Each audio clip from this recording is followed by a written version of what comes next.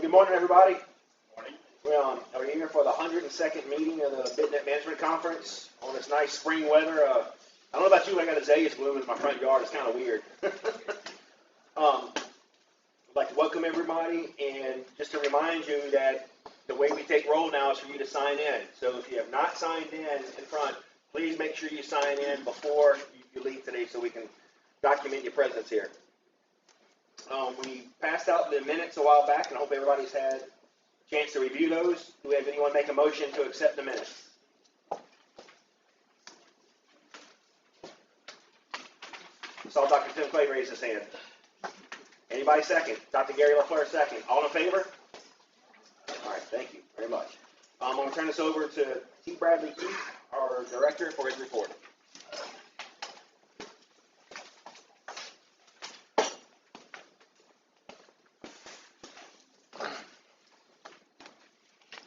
Thanks. Good morning, everyone. Glad to have everybody here today. This is a nice group. We haven't had it. I think it's only the second time that we've all gotten together, so it's good to see everybody post-COVID. We're getting some normalcy here. We've got a exciting bunch of work that's going on that we're going to describe some today in different areas of the program. I guess, one of the things I always talk about above the fold, being my old newspaper man, the above the fold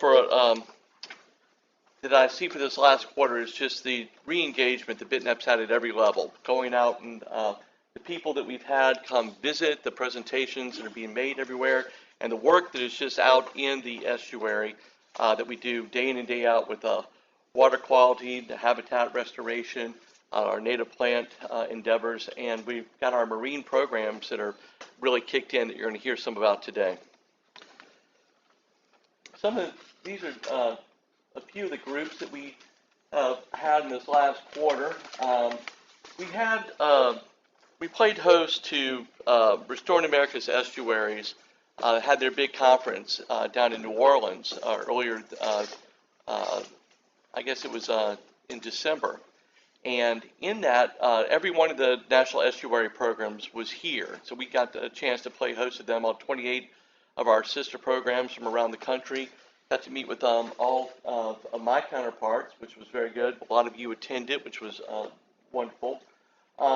We've had some activity. The work, and I think everybody knows of the work that Matt and Ashley are doing out at the Nichols Farm. But there's just increased. We just had a delivery of, I guess Matt and Ashley helped me. Was it 46,000 trees or something? About that. So, anyway, yeah, it went from being like this, like. Grab the mic. It's really low in the back. Okay, sorry. You want to take it off? Yeah. Is that better? Can you hear, Andrew? Nope, it's not. How about that? Give it a second to, the light should turn green. All right, how about that? All righty, there we go. Anyway, we've had a lot of work that's going on with the native plant program across the state, more work coming, but went out there and, a month or two ago, it looked like a tropical rainforest out there, and now it was just, completely empty, which is good news for us. It means that those plants have been deployed. They're going to be included in the work that has taken place with the state's coastal master plan. I mentioned the marine debris and marine programs that we're kicking up on, and one of the things that we did this year, you're going to learn more about it later from Michael Massamy, is we did the derelict crab trap removal for Fish and Wildlife this year in the Barataria Basin. This is something that BTNEP did once a few years back, and we were approached and looked at it. Michael worked very closely. You'll learn all about that. But we made it to where it was possible for us to do the work, and I think it's been very well executed. So I'm excited to tell you all about that.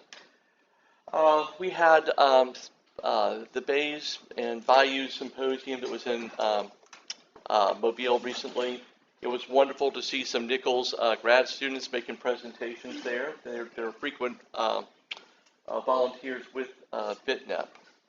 So all in all, it just feels good to be just re-engaged with all the work that's going on through here. Another thing, this is something that that I've wanted to do. I guess another thing I've done with the staff, I won't be invited over to play bridge or anything, but we thought it was important that we all get together and talk about what we want to do as an organization, the direction we're going to go in. And it was something that I've learned that BTNEP had not done before, but I'm a strong believer in it, and that's just to get together. We had 2 days together in a planning retreat. It was extremely productive, and I thought that it just really helped us focus on those core areas within our mission that I think the BTNEP can do better than anybody else. So that was a very positive thing. We had our calendar went out, and I guess the good news is that, I mean, it was very successful. The bad news is they're all gone. The good news is they were out the door by the first week of January, all gone. I hope everybody was able to get them. If not, we've got to figure that one out. The shell visit that we talked about. Some of the big things that are upcoming that you want to pay attention to is that our Paddle by Yellow Foods, we did this for the first time last year on St. Patrick's Day. The purpose of this event is really to help our partner, the Friends of Bayou Lafourche. It's a major event for them. They do the St. Patrick's Day Festival downtown Thibodaux. And what we've done to help that is we've done one of our paddles right then that it cruises right into the festival. Anybody who does the paddle gets free admission there, and it's food and drink. It's a pretty wonderful time. Worked really well last year. We're hoping this year it's going to be even better. We have the Bayou Lafourche cleanup. You know, the date changes on both of these. I can't remember all the reasons we changed the dates, but they're incorrect on our calendar, the aforementioned calendar that's out everywhere. But note these dates, and we're going to make sure that they're well advertised on social media. And then the next management conference we'll have will be our big event with the big crawfish boil that everybody enjoys so much. In appreciation. And I don't think that Ben made it here today, but we're saying farewell to Ben Marlborough, who's been our partner over the Bayou Lafourche Freshwater District, and that program has been an incredible partner to BTNEP. We've done great work together, and we've helped each other. It was BTNEP that was key to helping them secure pathway to the funding that they got that's redoing the pumping station down in Donaldsonville. Likewise, they have done numerous things for BTNEP. Our senior scientist, when he comes up here, I'm going to ask him to enunciate some of those things that Andrew, who has a long history, would be able to tell better. But the one thing that I know, just from the time that I've been director, is that the Bayou Lafourche Freshwater District has been a willing partner in everything we've done. Ben just always, he's a can-do guy, and here he is, drum roll. Ben, you're being feted. Here he comes, yay. There he is. He's wearing the same thing. But excuse him, he's a little shy. Well, Ben, what we're doing is just giving our appreciation for the partner that the Bayou Lafourche Freshwater District has been under your leadership. The amount of things that have been accomplished during your tenure are just incredible, from the weir being removed to the new pumping station to just better service everywhere. We couldn't have had a better partner, and I know that he's not going any farther, so we'll be hitting on him again. But Ben, can we just want to give you this a little token? Very fitting I was late, too. Yeah. Well, yeah. I was helping my new friend from Quipper get in here. Well, there you go. But anyway, this is just something for us to let you know what a great partner you've been for us and how much we appreciate it, buddy. I appreciate it. Yeah, Thank you. Take it easy. We'll see You you. both look there. Uh-oh.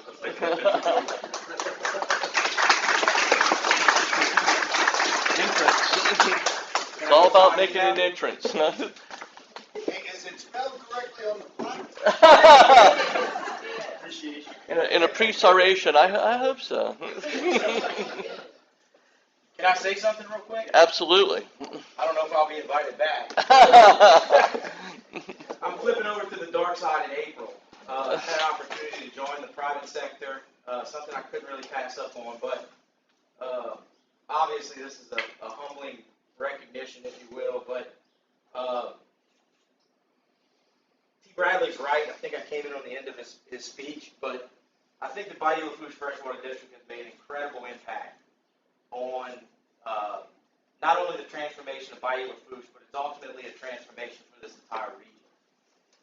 And the reintroduction to Bayou Lafourche project is really the poster child to this organization, in my opinion, in that it started 30-something years ago. I just met the lady in the parking lot from Quipper. It was PPL 2 or 3, I think, in the early 90s when the project was formulated. It got kicked around. It got studied to hell and back. It was really expensive back then. $200 million apparently in 1995 was a lot, so they kicked them out of the program. But this organization and the people who sit in your seat before you and before me and the several people who sat before me never gave up on the fight. And it wasn't an easy fight. I see Tim Allen. He represents some of the landowners. That was a big fight. Environmental issues was a big fight. Archaeology was a big fight. It came down to the very end. This project almost got derailed probably 100 times. But not me. So many people were relentless to seeing it through. And we're not completely done. But because of this organization, and that's why I wanted to say something, because of BTNEP, because of the forethinking of the people before T. Bradley, in development of the CCMP, that's the whole reason the funding for our project was even eligible. It's because it was an estuary program project approved in the CCMP for BTNEP. That made us eligible for the DEQ loan that CPRA is ultimately going to help us pay back, okay? So not kudos to me, kudos to all of y'all for fighting the fight and not giving up. There were certainly many, many opportunities to jump off the ship and can the project, but you all didn't allow it to happen, and I was very, very happy and appreciative to play a very small part of it. So thank y'all. Thanks, Ben.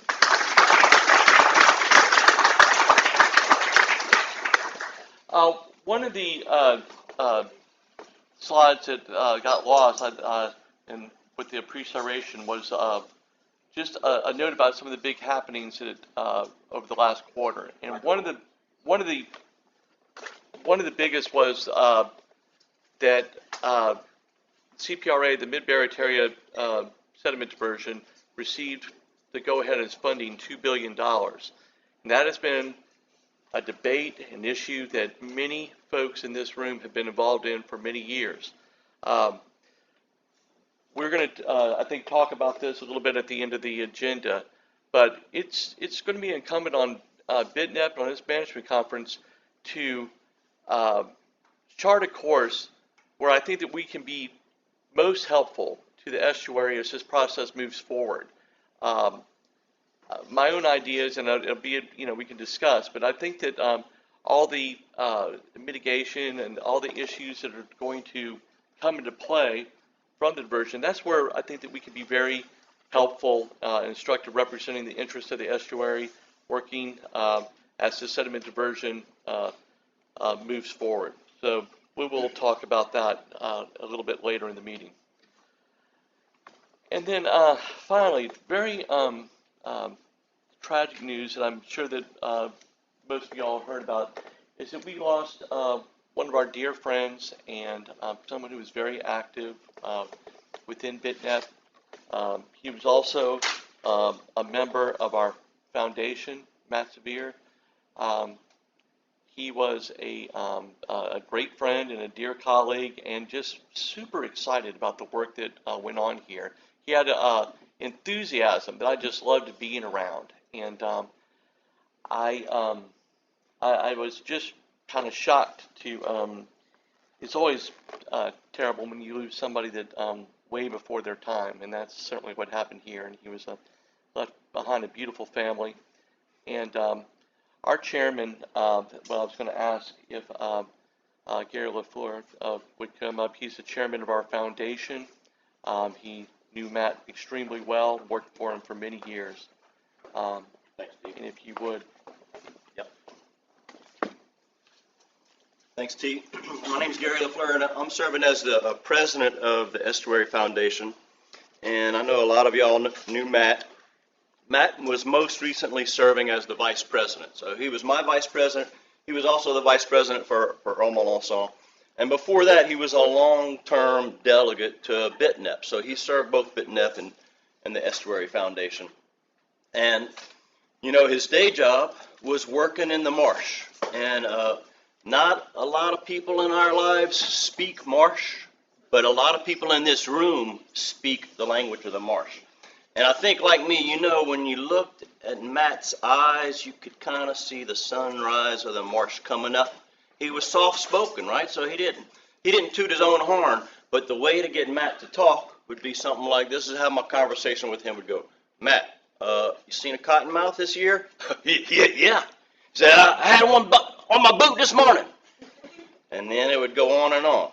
Just about every time I saw Matt, I would say, you been in the marsh? He said, yeah, today I was in the marsh on a gator's nest. So he was one of the people in our group that was like right at the interface of the estuary. And that's because he was working for Shaw Coastal. Shaw Coastal eventually became Aptum, so that's who he was working for most recently. And every day he would be jumping out of an airboat into the marsh. And so I appreciate the work that he did for us here, but also for his kind of devotion to the ecology of the marsh.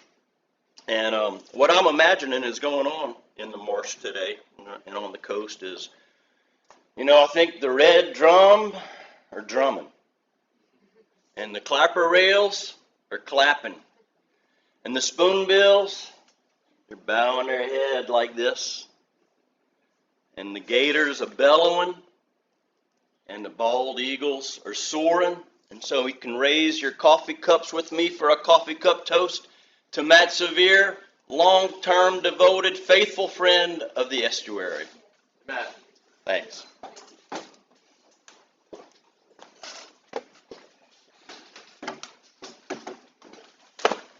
Appreciate it. Thanks, Gary. I had, I think, just going right through a couple of the slides that I wanted to. There we go.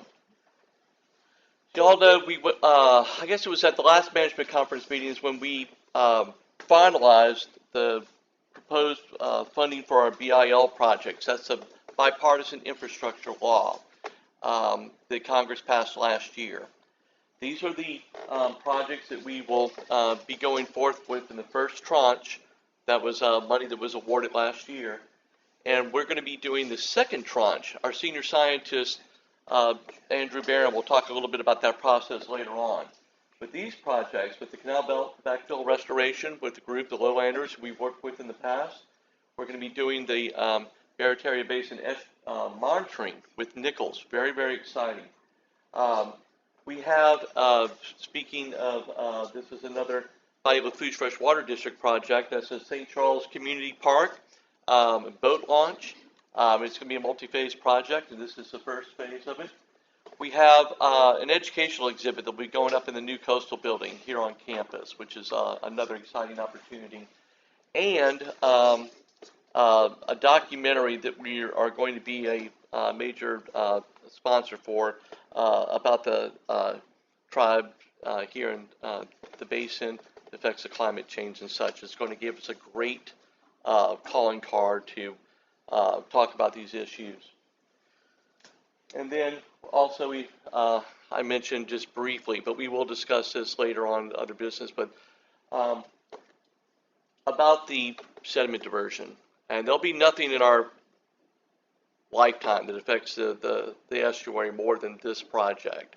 No man-made project, I guess. So there's going to be a role. We've got to figure out what that role is going to be. like I said, it's been a long debate that got here. I think this signals, without a doubt, that this is moving forward, and there are the reasons for that. But we have to figure out what we want to do to be, active participants, productive active participants, and I think that's a discussion that needs to take place. But anyway, with that, I'm going to turn it over to Quentin, the chairman, and we'll move forward. Thank you all very much. Thank you. Gary, do you have anything else to add for the foundation report? The foundation is continuing to help several people in the room, working as a fiscal agent for BTNEP, and that's it for me. Okay, thank you. All right, our first presentation is Cody Blanchard. He's the founder for White Card. He's going to talk about some website needs for BTNEP.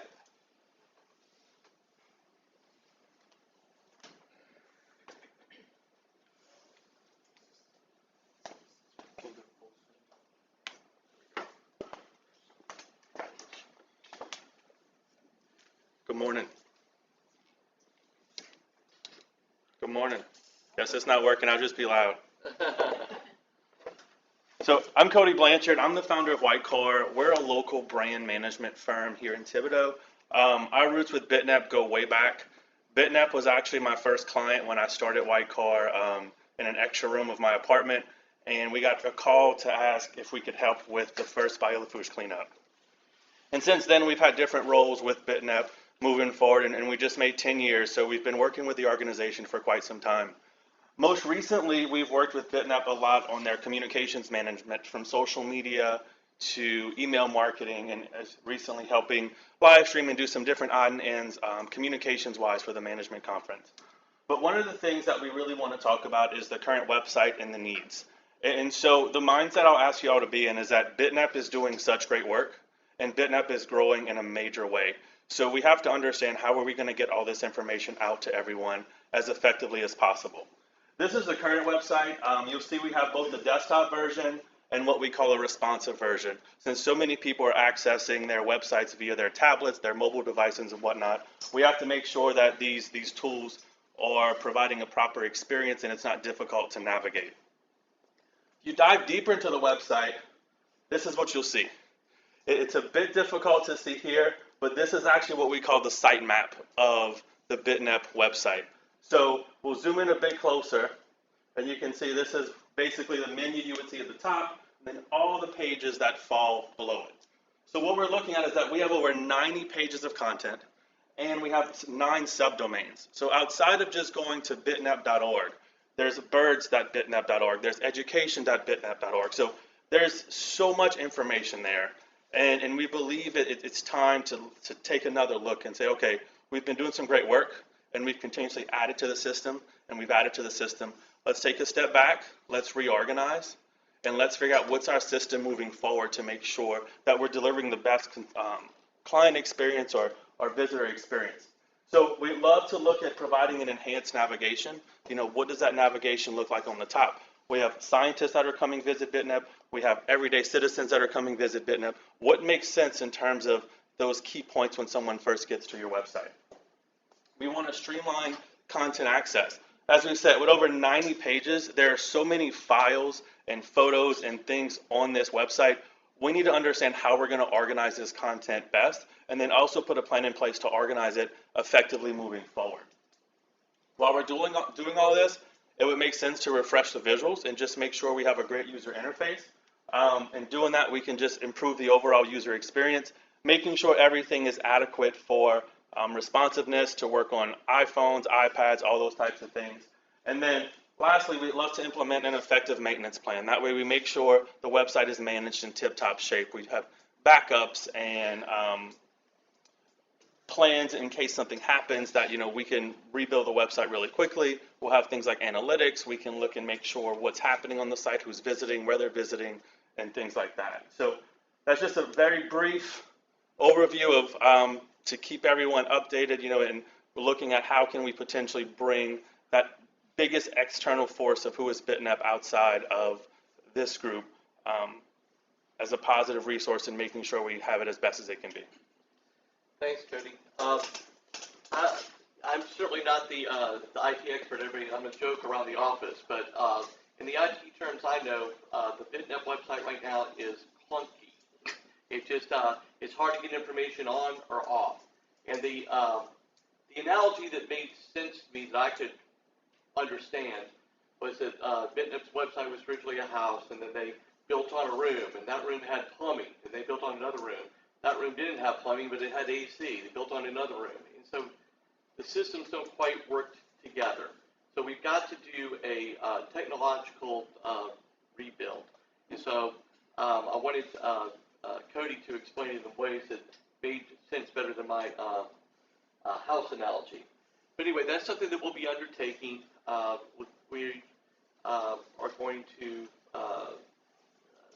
I guess, try to get this done in the next 3 to 6 months, to have it rebuilt and ready and a lot more responsive to folks. Thanks, Cody. Any questions? Yep. Yeah, is the BitNEP server housed here at Nichols, or is it? So I haven't gone far into the server. To my knowledge, everything is working with LumCon right now, but we have to see if the website is hosted, and that will be a decision to be made. We provide hosting services if needed, but if that needs to stay in-house, we can also work through that as well. Maintenance would be through you guys or in-house?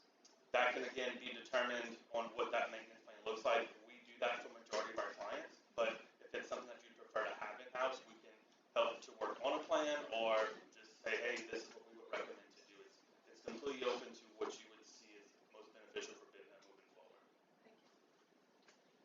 Any other questions? I have a dumb one. There's no dumb questions. EPA, here, federal sponsor. How do other estuary programs handle their in-house capability? Is it incumbent upon the estuary program to do that, or is the federal sponsor helping at all? No, sir. It's incumbent on each program. I mean, we're contracted by, funded by EPA, but all that's done with each program, their fiscal agent. Right now, LumCon provides all of our back office, our IT, all those type of things. What's going to happen, we're going to have to define a scope of work, make sure, do a contract, all that. We'll do that, working with LumCon and to move forward. Thanks. Yes. I have a question. Are y'all working on updating the educational resources on the website? We'll update everything. There's things on there that, I'm looking at it right now and it says it's aligned with Louisiana GLEs. I mean, the state education department, they haven't used GLEs in years. They're Yep. on the Louisiana state student standards now. And so that's why I'm asking. well, you point out the problem. There we go. Yeah, I was going to add to that. You bring up a great point. Currently, the website isn't being maintained, so things like that happen. Yep. Question. Is there an opportunity for the management conference to look at the website and suggest things that should be updated or? Absolutely. Okay. Like I said, we're just letting you know we're starting this process. But like I said, we're going to put together a scope of work. It may even have to be bid out. We'll have to see how that will work. But yes, we will put together an opportunity for people to do just that. We'll depend on it actually. Any other questions before we move on? All right, thank y'all. Thank you, Cody. All right, our next speaker is BitNEP's own senior scientist, Andrew Barron, and he's going to come and talk to us about project proposals.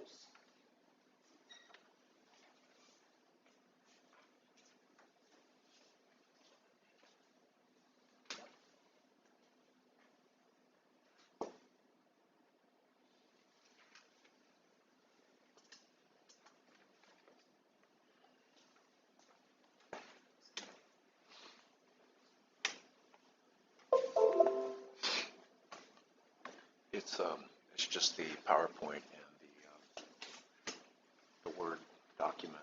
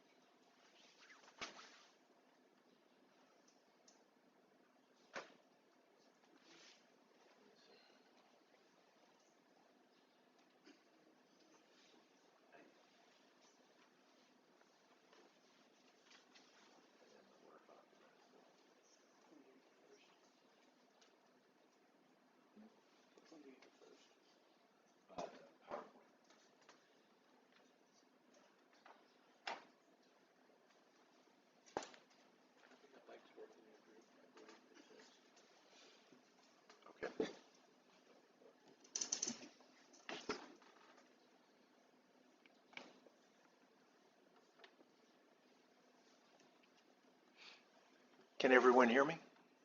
Is the mic working? No.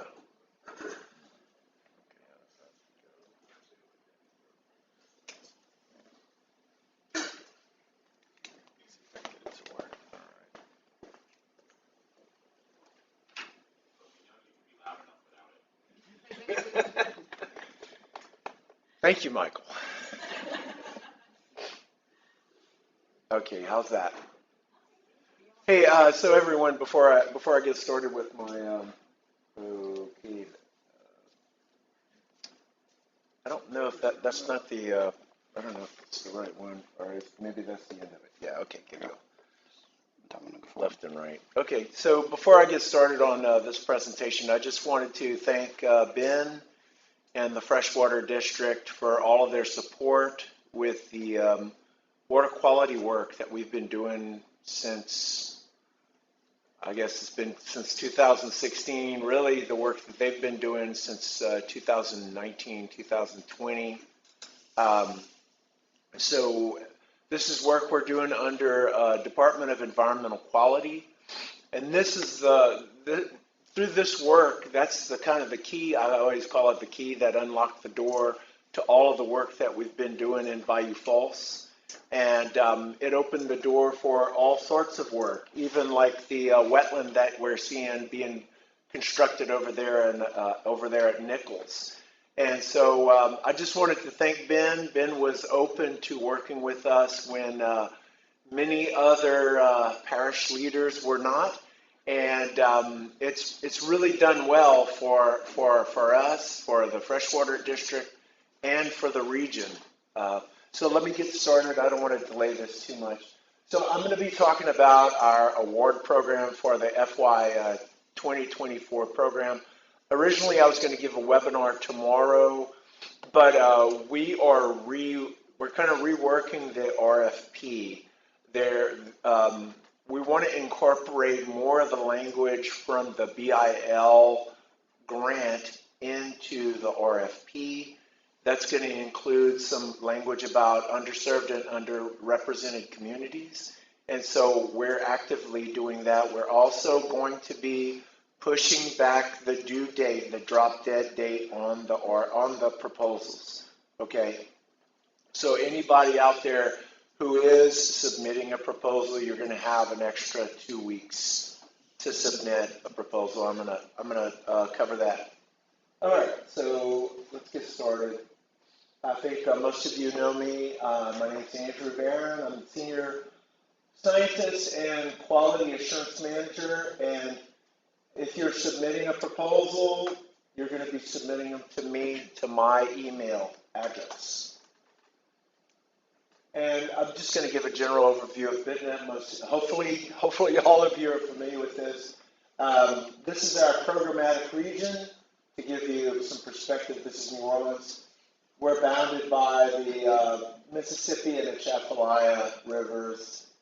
Established in the 1990s, funded under the Clean Water Act under Section 320, and deemed an estuary of national significance. There are 28 of us in the nation.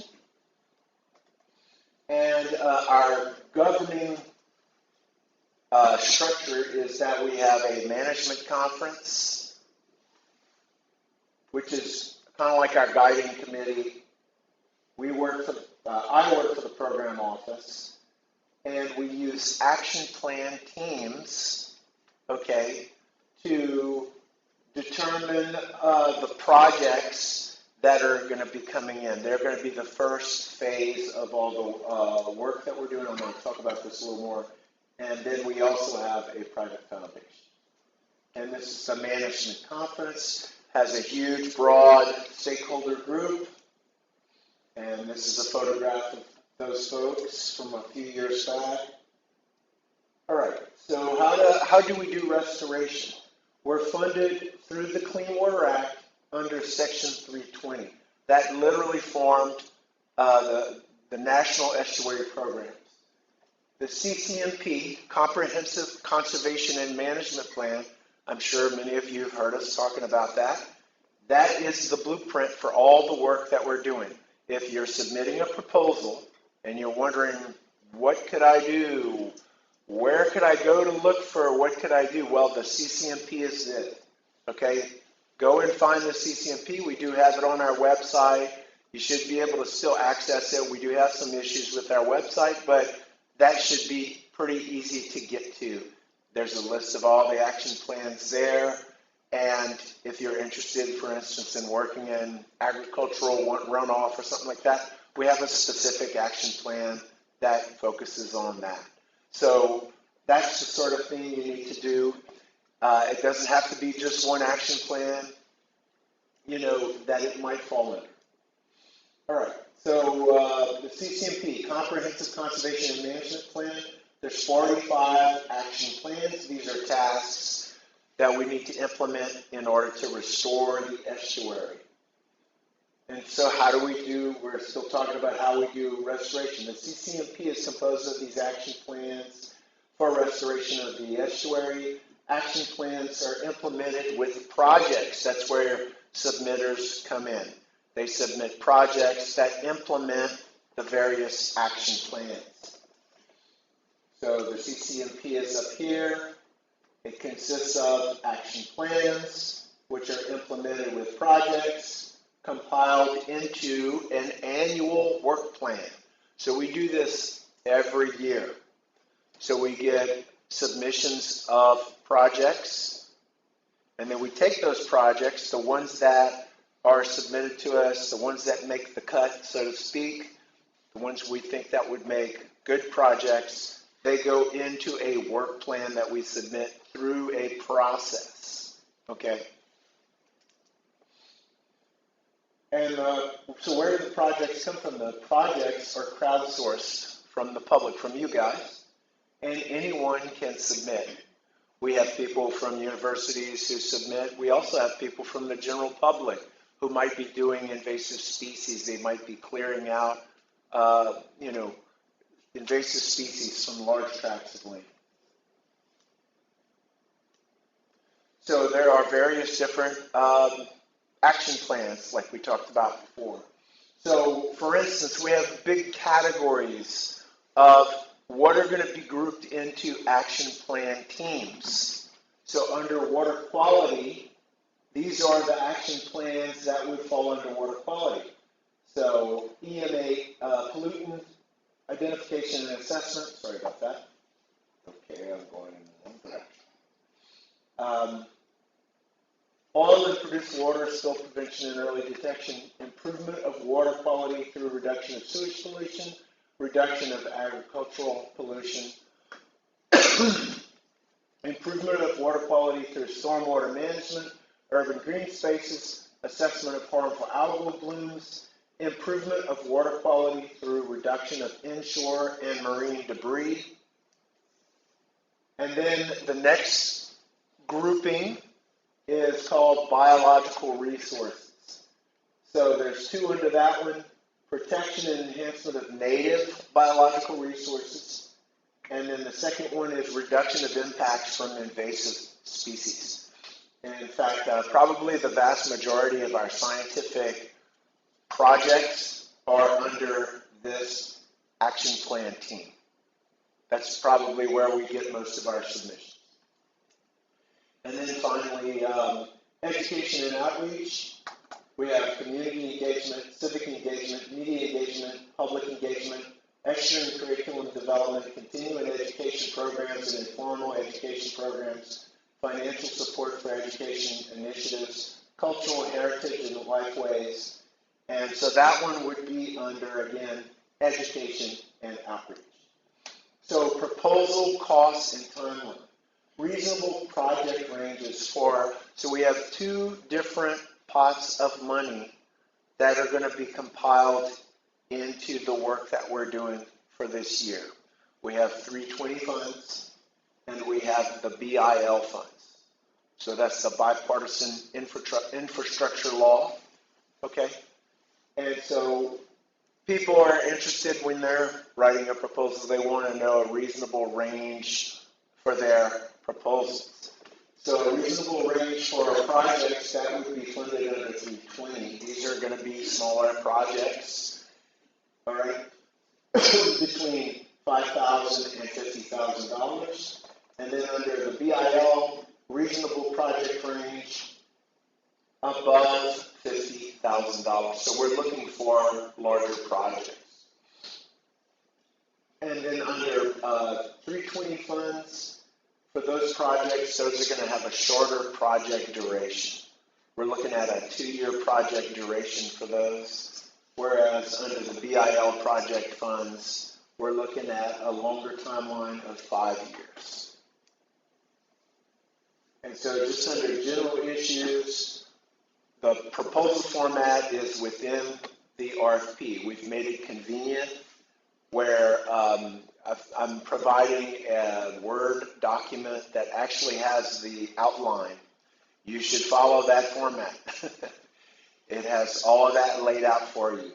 Just kind of fill in the blanks.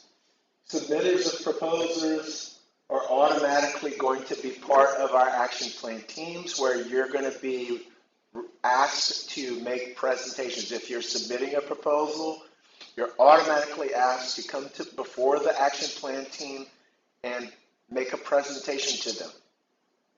And I strongly encourage you to do that. That can change people's minds in your favor. And these are some of the examples of projects that we've done in the past. Pilot testing and protocol development of apple snail suppression at Mandalay National Wildlife Refuge. Teach Wild, a lesson on marine debris. H2O teacher workshops. Development of chimney swift, nesting, roosting towers, and educational signage. Sorry, my thumbs are a little big for this thing, I guess. I don't know. I'll stop trying to use the pointer. So if you notice, there's one project in here that's actually collecting scientific environmental data. And that one's going to be treated a little differently from the other ones. So if there is a project that's out there collecting environmental scientific data, it's going to require a quality assurance project plan. All right, that's important because you need to budget for that. And again, that's going to be one that's collecting environmental data. And that is a safeguard. That's making sure that EPA's money is being well spent. And that should be your first task in your proposal that you're budgeting for. So the project proposals, again, this is a different drop-dead date. Please make a note of it if you're a project submitter. This is going to be March 17th. So you have two more weeks of time to work on your project before submitting it. And then the final meeting, the action plan team, where we go through all the project proposals as a team, is going to be held after that time period. Okay, so all the project proposals come into BTNEP.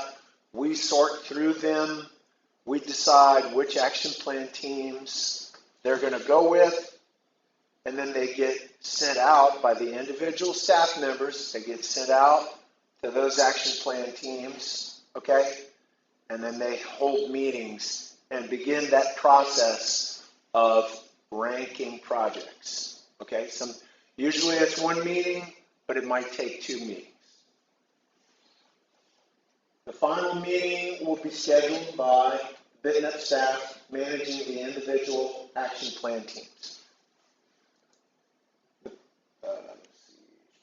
So all of the proposals will be mailed out to the action plan team so that the action plan team can review those proposals prior to the actual action plan team meeting. And again, presentation by the proposers of the submitted projects. People will be invited to make those presentations. Members of the action plan team will be invited to rank the projects. So we are putting together a rubric, a way that each of the members of the action plan team can rank the submitted projects. Okay? We haven't completed that yet, but we're pretty close to it. And then finally, the action plan team members will submit their ranking sheets to the BTNEP staff member who runs that action plan team. And then after that, after the action plan team meeting is completed, we have the rankings from the action plan team meeting. Then that's going to go, the BTNEP staff member is going to take that, and we're going to go back to a staff meeting that we hold. We have a staff meeting where we talk about finances. So we know that we have X amount of money from EPA, right? So then we have to take out administrative stuff, and then we have so much left over for projects. And then we have to go through based on the rankings from the action plan teams, based on the money that we have, and we go through another screening process with the BTNEP staff. Once we have that, we put together the work plan, and then it goes to the management conference. Okay?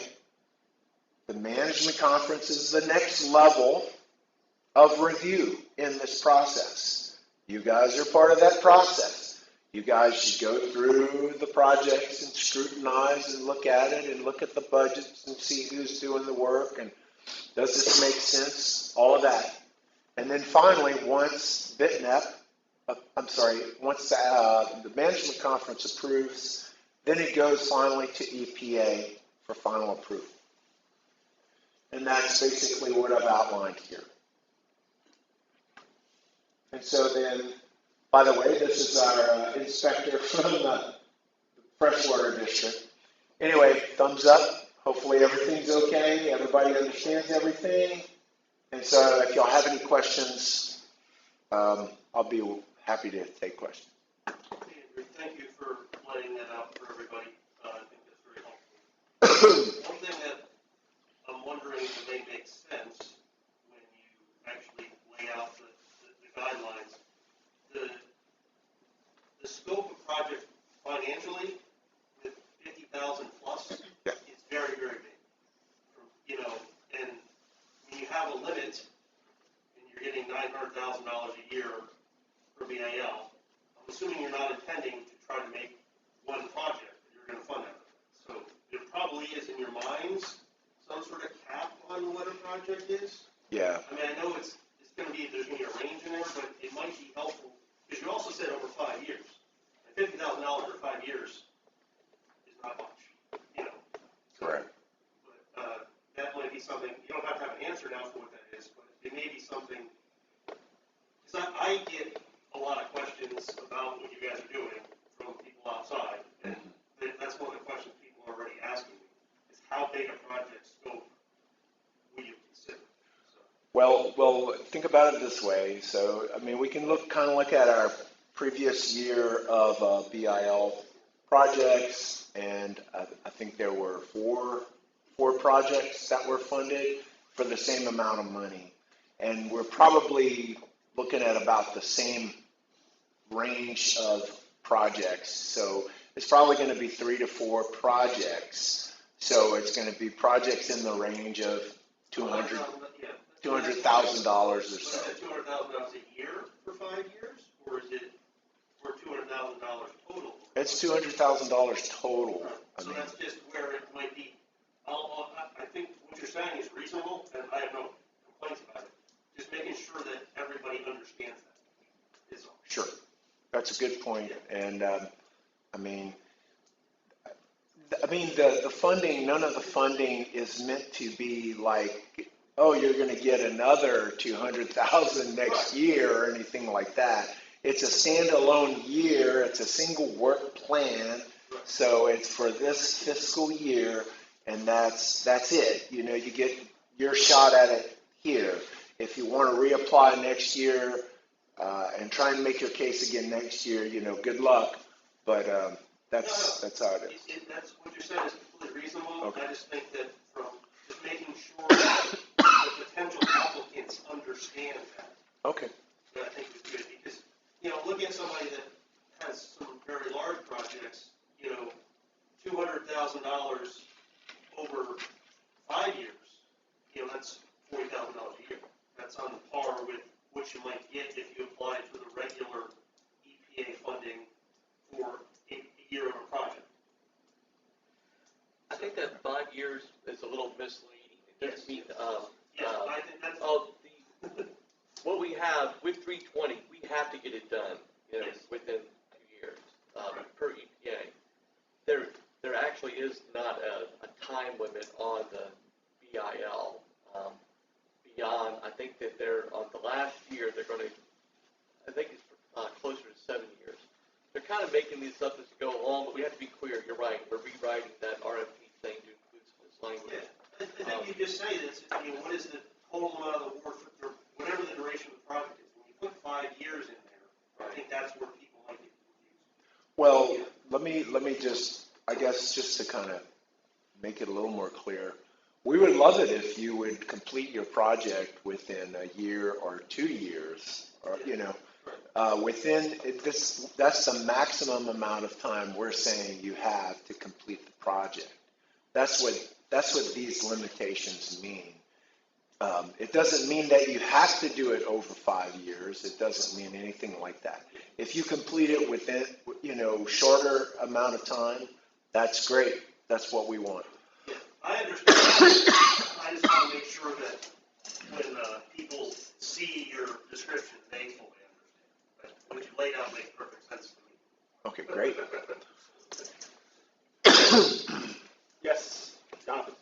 I understand that you're still working on the rubric, but once it's completed, can that be made available with the proposal guidelines? So that way, as we're creating those proposals, we can kind of see what the reviewers' criteria would be for scoring them? Yes, and that is our intention. Any other questions for Andrew? That's there.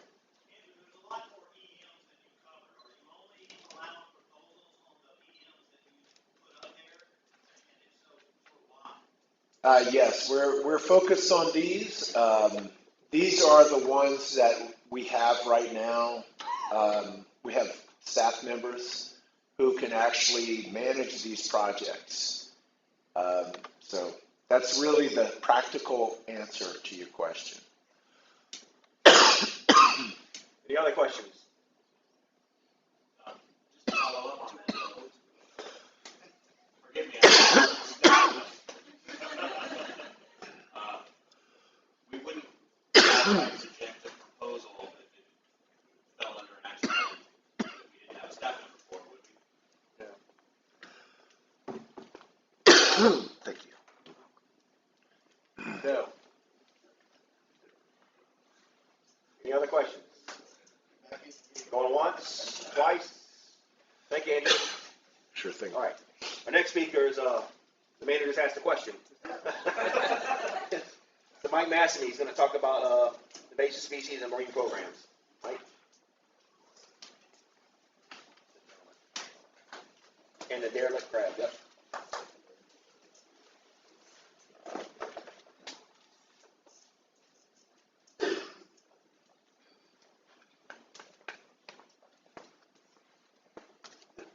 Hello, everybody.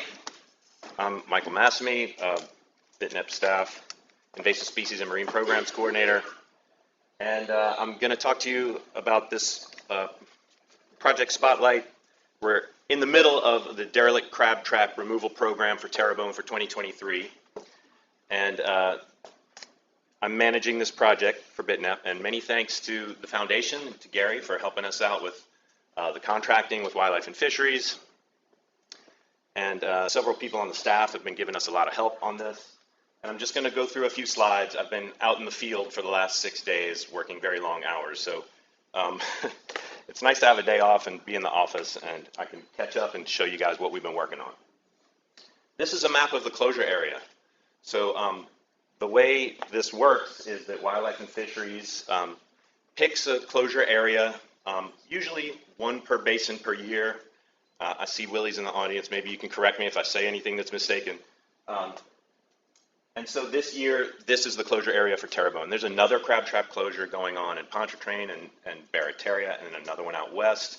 So they do several per year on a rotating basis of different zones here and there. I think the last time they worked this zone might have been 2020. It was 2020. So what they do is they communicate way ahead of time with the licensed commercial crabbers, weeks, months ahead. They give them a copy of this map and notify them to remove all of their gear from this area for a 2-week period, which began on February 1st and will end on February 14th. And so with all of that communication going on, it's very good, it's very thorough. All of the crabbers, word of mouth on top of that, they all know to get their gear out of this area. And so anything that's left behind in this area, starting on February 1st, is considered a derelict crab trap. If you think about it, even just statistically, you lay down 1,000 of anything, you're going to lose a few of them. And so that's doubly true for crab traps. They blow around in storms, winter fronts come through, they get lost, they get damaged, they get struck by boats, and nature moves them around. So we actually find quite a few. I think they're averaging over 1,000 per closure for every 2 weeks. And it hasn't been hard to find them. Another thing that happens is crab traps get picked up in shrimp nets, and on their way in, shrimpers will just dump their nets and put all the traps in the marsh. So we're finding them in the water with floats and lines still attached, and we're finding them up on the marsh that have been banged around and damaged some, and every combination in between. So what Wildlife and Fisheries likes to do is they like to have the data collected. How many traps did you get? Was there a float and a line attached to it? Is it functional? Is it a usable trap, or is it too badly damaged? What was in the trap? So that's kind of the main thing, is we want to know how this is affecting the crab fishery especially, but other species of concern as well. So the contents really matter, and live crabs are one thing, but there's also dead crabs. These traps tend to ghost fish for months and possibly years. Some of these traps are so buried in the mud, they've been down there obviously a very, very long time. So the reason we like to remove them is because they're ghost fishing. Crabs go in, they die, even if the trap isn't baited. Any creature that goes in there is going to eventually perish and become bait for the next creature that goes in, and so they can just continually ghost fish for a very long time. And the data shows over the years that having these closures and removing these traps is better for the fishery. The numbers are pretty clear on that. Convincing the crabbers of that is another challenge because it's very inconvenient. Crabbing is something that can pretty much go on year round. And so to have a closure and tell these guys they got to go get their equipment out, it does sort of interrupt their operations, but I think we're making progress on communicating to them that this is what's best for the fishery. So one of the things that we did was, because they're shut down for 2 weeks, we went into this area and hired local crabbers to do the work. So we're taking the money that we're getting from Wildlife and Fisheries and giving it to the local crabbers and trying to spread it out as much as possible. I've had a different crabber in a different boat on almost every day, 2 or 3 a day. One day we had 4 guys go out. And so we're really sort of spreading it around as much as we can to the crabbers of Pointe-aux-Chenes and Ile-de-Jean-Charles. So if you're familiar with this area, there's Homa up there. Lumcon's just down off the map. Here's Ile-de-Jean-Charles, and this is Island Road, Pointe-aux-Chenes down here. So we set up our base of operations at the Ile-de-Jean-Charles Marina. Some of you might know Mr. Theo Chasson down there. He's been very, very generous with us and very tolerant of our presence at his marina. And the crabbers have been wonderful and pleasant. And Gary, I'm learning to speak Marsh. I've been down there quite a bit. 6 straight days of long hours in the marsh and hauling traps and taking data, and it's been fun. So some of the traps are in pretty good shape, others not so much.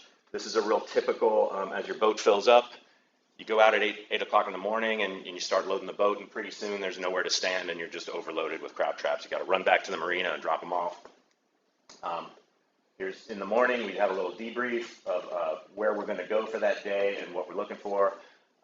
It's highly weather dependent, highly tide dependent.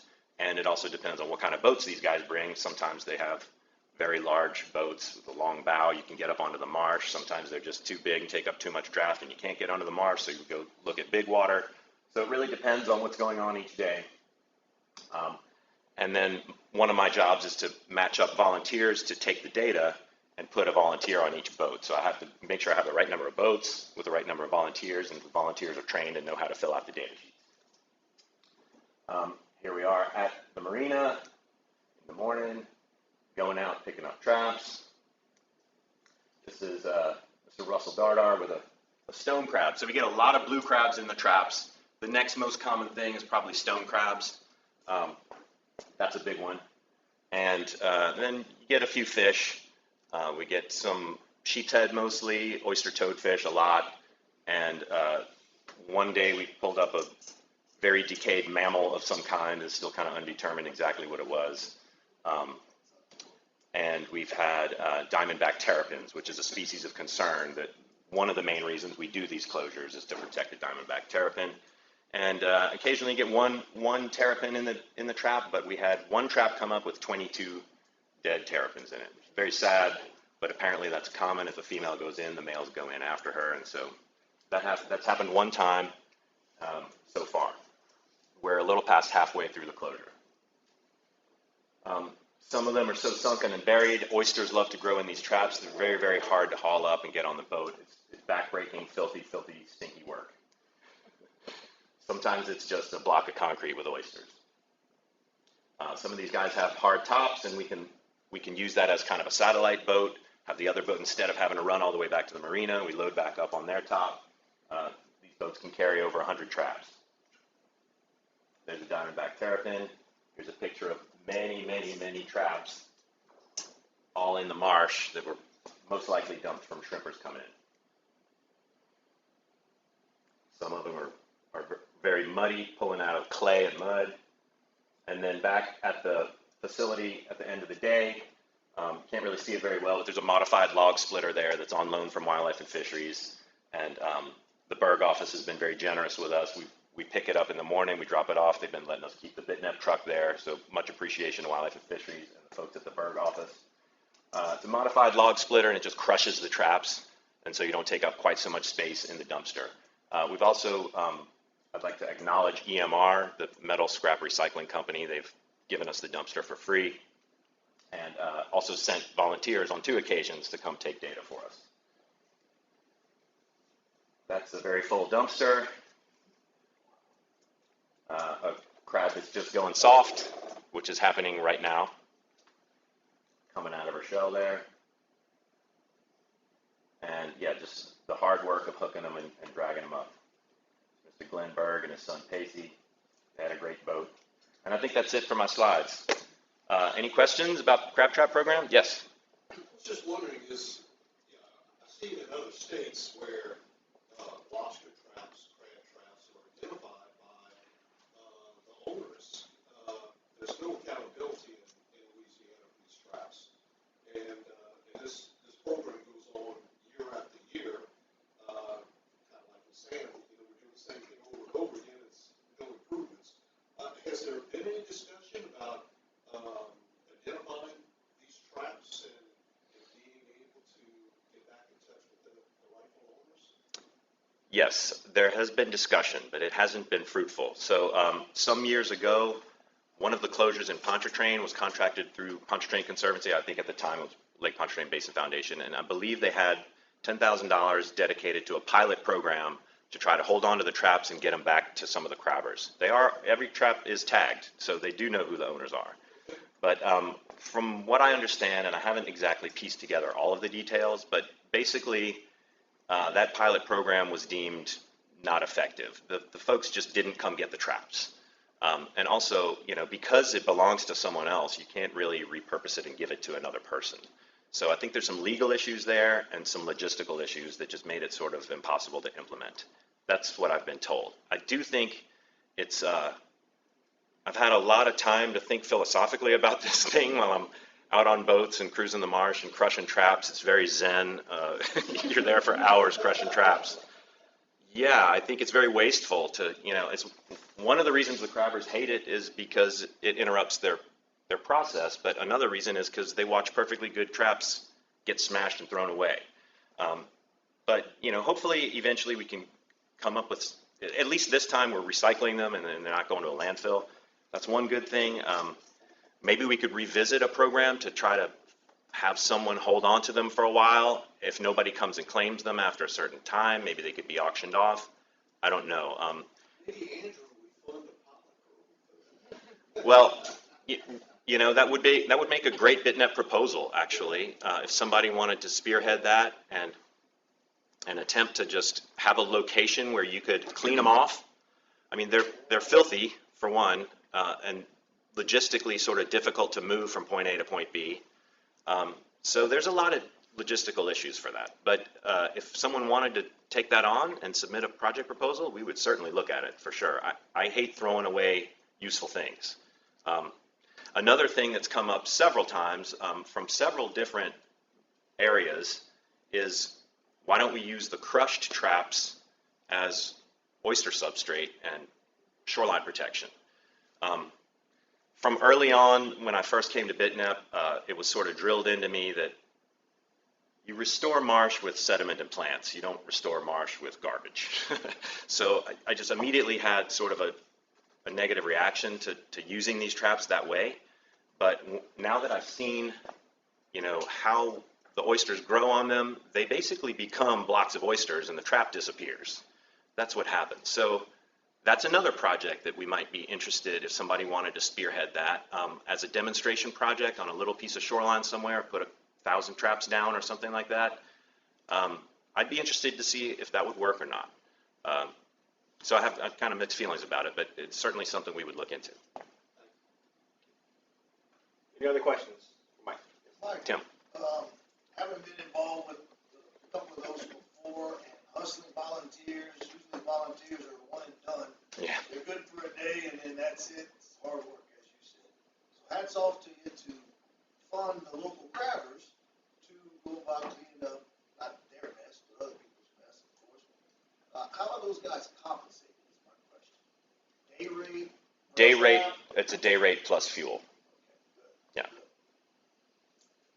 Keep that up. That's a good program. That gives them some employment during the closure period, and I'm sure they appreciate it. They do, and I have more people volunteering their vessels than I have spaces for vessels, or that I have budget also. I'm rapidly burning through the budget doing that. But yes, thank you for the, and also I'm making great connections and I'm meeting great people, and it's just very good for the estuary to be down in Ile-de-Jean-Charles, to be down in Pointe-aux-Chenes, and to be meeting all these folks. It's great work.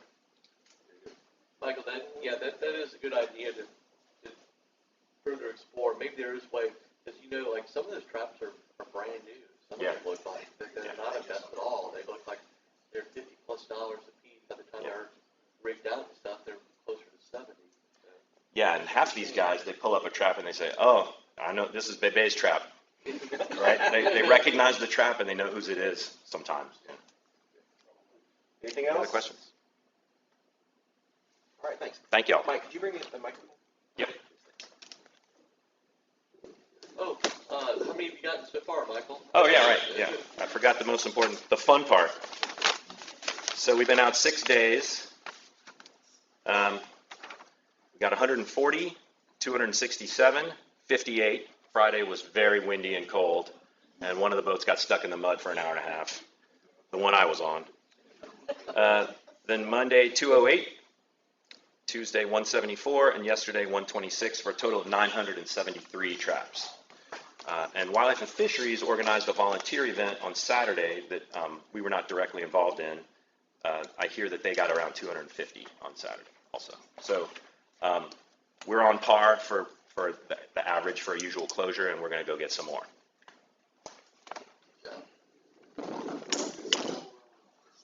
Thank you all.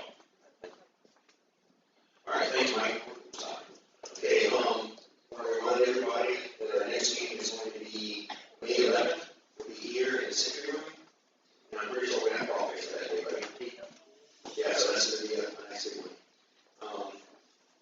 We maximized media coverage over the last period.